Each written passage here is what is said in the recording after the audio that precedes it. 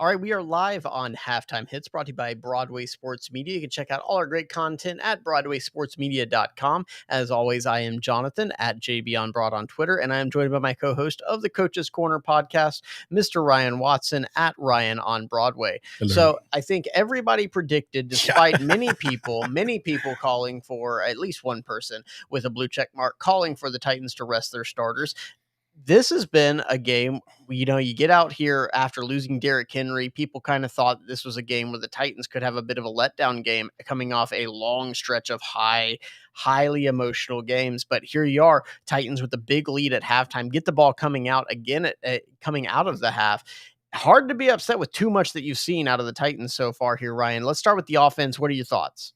Obviously had a slow start to the game. I mean, trying to work in a new running back. But again, they're doing the same thing they always have. Everyone's saying they're going to switch to this air raid. They're going to really change their offense up. Well, that makes no sense in the middle of an NFL season, especially when you sign a running back to not take the place of Derrick Henry, because you can't do that.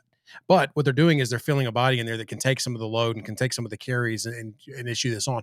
They're still playing from compressed formations. Thank you. I can't think of that word. And they're still doing what they do. They're still running their crosses. They're still doing that. So on offense, they're doing more of the same. It took them a little bit to get going. Luckily, defense came to play. I know we'll get to them in just a second. But Tannehill hadn't made too many dumb mistakes like the other quarterback has been doing. So you got to take that into some solace. They've been hitting some screens. Overall, not too bad. Offensive line, other than a couple plays, has held up pretty good, especially with the surprise that Lewan was out right before the game. Aaron Brewers looked good. If this tells you anything about Lewan being out, I didn't really notice it until I think the second or third drive. And I went, wait a minute. Lewan's not out there. So that means the Hart's not having a bad game there to really make the deal. He did have some mistakes in the run game that's all, but otherwise, offense just continues to maintain, can put some more points on the board. Should be all right in the second half. Yeah, one of the things that you'd expect a defense to do if Derrick Henry's not in there is you may try to take a yard or two back off where you're pressing some of getting up into the box there. Right. And so as the Titans, they kind of made an adjustment here where they're not taking a ton of shots downfield. They're not trying to throw that ball over the top on play action. Crossers, yeah. But what they are able to do are those short into intermediate passes. Tannehill has been effective. He did have the bad interception to lead off the game, but ultimately, Tannehill has been efficient, has not had a ton of negative plays outside of that one interception, and he continues to work the ball to Tannehill. Look, I had complaints early on because, look, if you're going to force the football to one player, it should be to the player that's the opposite of Jalen Ramsey, who is unquestionably the best defensive back on the Rams team. If not the conference. Exactly. So, I mean, yeah, I get that you want to get the ball to A.J. Brown, but this is the kind of game that you got Julio in here for. And I think that is definitely what you've kind of seen towards the second half. He's had some big plays. You saw where they had him matched up one-on-one on a corner down, and they threw the quick screen to him and just let the big body Julio go make a play. And they did. They ended up converting that into a touchdown later on in the game. So, I mean, the offense has been effective, but unremarkable. They haven't done anything that's spectacular. Ultimately, you came into this game and you said, I'm even going to move on at the 4-minute mark of a halftime show. I'm going to move on because you came into this game and you thought this is a game with the issues that the Titans have on the offensive line, where you said that a defensive tackle could take over this game. What you didn't expect is that defensive tackle would not be Aaron Donald, and it would be Jeffrey Simmons, who has completely dominated this game. What are you seeing from him? Because you talk about a guy that has ultimately been better than his stats have shown, and this game has been the complete reversal. Well, Simmons is just working everything that they throw in front of him. He's beat double teams. He's been able to beat 2-3 blocks at once. He's been able to get on his angles, and he's fast, for a big man. So he's able to work those pass rush lanes. He's also been effective in the run game as well. You can tell a big difference when Autry and Simmons are out of the game, when they go to their secondary defensive linemen. The push just isn't there. Those two guys are getting phenomenal push. I know Landry's not making a big thing, but he's obviously there too. But Simmons is really just controlling those gaps across. He's not playing just one gap.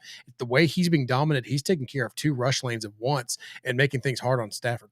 Look, the fact that you have a Landry, the fact that you have a Simmons, the fact that you have an Autry, that is a problem for the defense. Because, look, you can ask the Browns. When you have a guy like Myles Garrett, who is otherworldly, when you ask the Chargers and have Joey Bosa, when you ask the 49ers, you have Nick Bosa. Those guys are spectacular, and you absolutely want them on their team. But as a coach, I can take away one guy.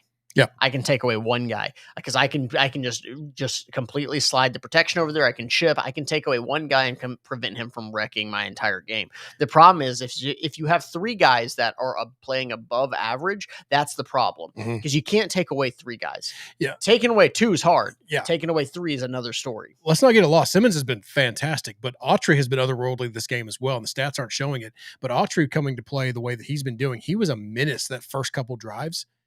And he really worked this Rams interior offensive line, and Simmons pitched up and came along with him, but they're both just making it impossible for this protection for them to get anything going on the ground. They came to play, and thankfully they did. They made this Rams offense that was supposed to be one of the best in the NFL, and probably is. But the Titans defense, Byard baiting that one interception like he did, the pressure creating the interception to Long's playing out of his mind too. So when you have those facets, when you have those levels, and that's what we said about this defense, that when you have all 3 levels, you have guys that are playing. Chris Jackson's played well too. Let's not forget about that. So there's guys across all 3 levels of this defense, from the line to the linebackers and secondary, that came to play, and it shows. And they needed it this game because, especially with the offense slow starting like they did, this game easily could have been the other way, 21-3. But with the defense playing like they are, it's looking good. You bring up Kevin Byard because obviously he had a down year last year, but he's been turning in the turnovers this entire season so far. But I called out that play where he gets the pick 6 right there, and that ultimately that's not something that he wasn't doing last year. This is the culmination of whenever you have better players around you that's able to go and allow you to freelance. Byard wants to freelance, and frankly, you go look at Ed Reed, arguably the best free safety of all time. He's a guy that loved to freelance. The fact is that he is a guy that he is going to completely capitalize on the fact whenever the rest of the defensive backs and the front 4 is able to get pressure and actually able to do their job. Last year, he did not have teammates around him that were able to consistently do that. So that play, he's not necessarily doing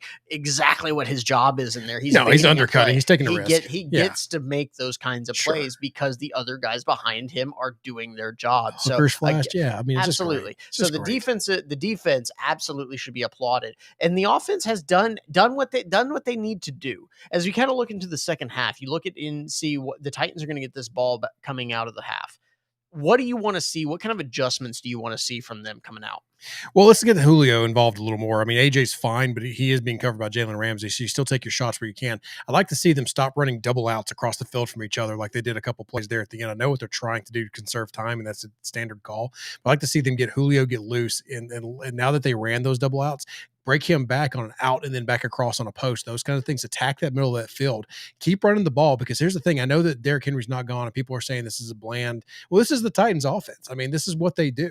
So just keep at it, because the defense is giving you a big enough a head start. Get points this first drive. I know that's easy to say, but sustain a drive. The Titans were able to sustain a couple drives there and do some things with it and mix in their running backs. Foreman's not look bad either. So I want to see them keep doing what they're doing. Work that running game. Don't give up on it, because you're going to need it to slow this game down, because the last thing you want to do is go 3 and out, give the Rams the ball back and let them march down the field with the quickness and get back in this game. Look, the Rams can score quick. That is undisputed. So they can absolutely go down and score points here.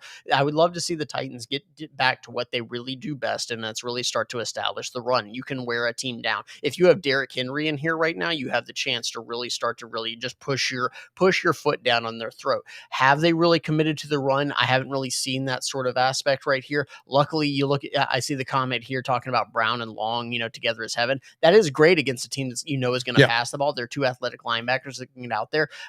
Could the Rams come out and try to establish the run a little bit, try and run right at them? You got to keep them in those negative situations behind the sticks. But ultimately, Titans getting points here, establishing the run, any sort of staying in front of the sticks. And I really think that the Rams could try to creep up and try and steal a ball here, and that's your opportunity to go over the top. You got to be able to still manufacture something over the top. So I think you have to take advantage of that. That's what I'm going to look for here. If the Titans come out, whether it's on this drive or the drive right after it, I think that's the big opportunity for the Titans to come out here. One of these 2 first drives of the offense, if you can have one of those like that drive to get to 21, 14 plays, 64 yards, 7 minutes, 39 seconds, I would love to see that out of one of these 2 drives. I called that last week with the Colts coming out and being able to put that drive together and really march down the field. You want to see the same thing here, because you don't want to go 3 and out, have the Rams score. Now it's 11-point ball game. You kind of tighten up a little bit. And I don't mean that in a good way as in tighten up. I mean, like you really start to force some things at that point in time. So you've got to sustain, even if it's just 3 points, even if it's just a punt across the field, sustain some kind of drive here coming out of half. Yeah, and so we'll go ahead and start wrapping up here. What I will say is that the Titans, a lot of people talked about how Derrick Henry was out, that this team is going to have to change it up. They're going to start to have to pass more and utilize these wide receivers. Can that offensive line hold up? These are still the Titans that you watched go 6-2. These are still the Titans that want to run the ball. And I can tell you that watching how the Rams wanted to play them, they're still set in a 3-high set. They still have to fear this Titans team in the way that they want to run the ball. They want to condense the formations. They want to run you over. Mm-hmm. This is still the Titans team that is the number one team in the AFC. This is the Titans team that's 6-2 and right now has a 3-score lead on Sunday Night Football. So the teams that sit there and say, "Oh, Derrick Henry is out," that is a huge loss and you cannot replace this. But I think if you're a Titans fan, plenty of stuff that you have seen to be excited about this team going forward, because right now they are looking like not just the best team in the AFC. They're the best team in the NFL, and it's hard to dispute that if they go across the country and beat the Rams in their house. And this is why anybody out there looking at social media, you don't sit a Mike Vrabel-led football team, regardless of the situation, they still play because they can come up with some pretty special things for you. Absolutely. So we appreciate everybody joining on here. Definitely appreciate the love. It is not unnoticed. So I am Jonathan. You can check me out at JB on Broad on Twitter. I'm joined by my co-host, as always, Ryan at Ryan on Broadway. You can check us out every Thursday live, the Coach's Corner live podcast. We have some live breakdowns. So BroadwaySportsMedia.com, great content there at Broadway TN. Until then, enjoy the second half.